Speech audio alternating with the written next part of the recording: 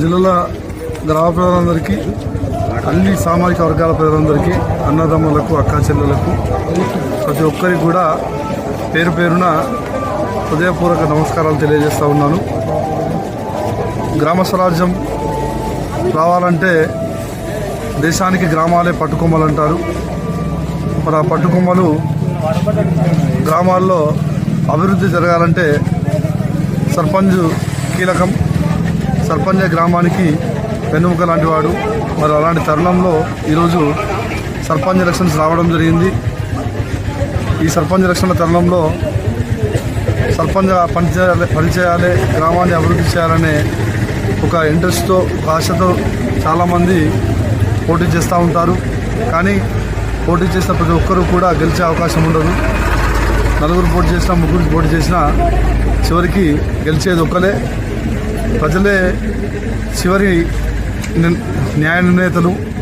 ప్రజాతీర్పును ప్రతి ఒక్కరూ గౌరవించాలి. దానిలో భాగంగా నేను కూడా గతంలో జిల్లాల గ్రామ ప్రజల ఆశీస్సులతోటి 5 సంవత్సరాలు ఎంపీటీసీగా పనిచేసిన, గతంలో ఒకసారి సర్పంచ్గా పోటీ చేసి కూడా ప్రయత్నం చేసి విఫలమైన, దాని తర్వాత మళ్ళీ ప్రజలు నాకు ఎంపీటీసీగా అవకాశం ఇచ్చారు.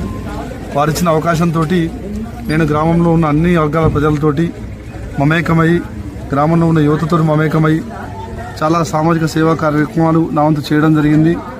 ప్రభుత్వం తరఫున కూడా అభివృద్ధి కార్యక్రమాల్లో నా వంతు ప్రయత్నం చేయడం జరిగింది. ఇందులో భాగంగా ఈసారి ఎలక్షన్లో